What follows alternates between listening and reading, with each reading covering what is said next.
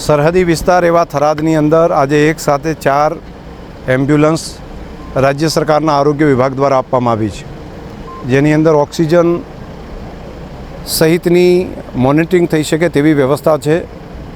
આ સરહદી વિસ્તારના ગ્રામીણ પ્રજાજનો માટે આ આશીર્વાદરૂપ સાબિત થશે.